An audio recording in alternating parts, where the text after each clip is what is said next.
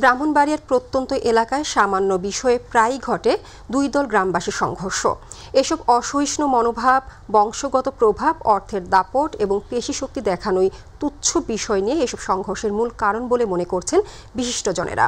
তারা মনে করেন মানুষের মাঝে সামাজিক ও পারিবারিক মূল্যবোধ সৃষ্টি হলে এ ধরনের প্রবণতা থেকে বের হয়ে আসতে পারবে জেলার প্রত্যন্ত এলাকার মানুষ। প্রতিনিধি আফম কাউসার ইমরানের রিপোর্ট, জানাচ্ছেন এস.এম. হামিম। ব্রাহ্মণবাড়িয়ার প্রত্যন্ত এলাকায় আধিপত্য বিস্তার, জমিজমা সংক্রান্ত বিরোধ, এমনকি পথ চলতে সামান্য ধাক্কা লাগার ঘটনা থেকেও সংঘর্ষে জড়িয়ে পড়েন দুই দল গ্রামবাসী।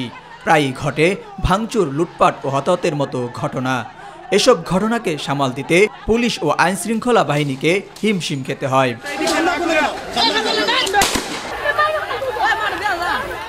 প্রতিটি সংঘর্ষে দাঙ্গাবাজরা প্রাণঘাতী দেশীয় অস্ত্র ব্যবহার করে সংঘর্ষে লিপ্ত হয়। এতে মানুষের প্রাণহানির মতো ঘটনা ঘটে।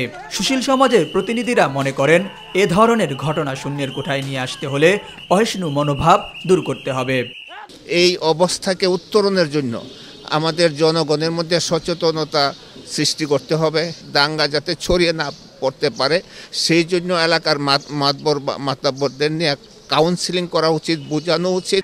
সমাজবিজ্ঞানীরা মনে করেন প্রতিটি পরিবারের উচিত তাদের সন্তানদের সামাজিক মূল্যবোধ ও অন্যের প্রতি শ্রদ্ধাশীল হওয়ার শিক্ষা দেওয়া।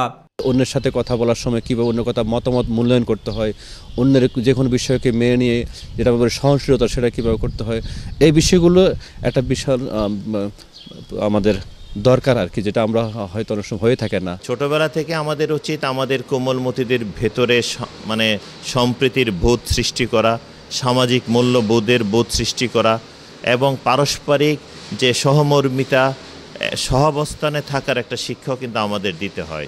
ব্রাহ্মণবাড়িয়া জেলা একসময় দাঙ্গা প্রবল এলাকা হিসেবে পরিচিত ছিল, কিন্তু এখন সেই দাঙ্গার প্রকোপ অনেকাংশে কম বলে জানিয়েছেন পুলিশ সুপার।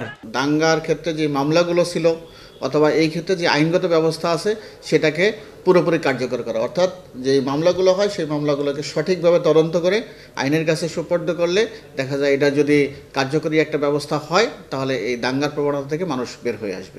জেলা পুলিশের তথ্য মতে 2022 সালের জানুয়ারি থেকে 2023 সালের জানুয়ারি পর্যন্ত দাঙ্গা সংক্রান্ত ঘটনায় 9টি থানায় 5292 জনকে আসামি করে 1019টি মামলা হয়েছে।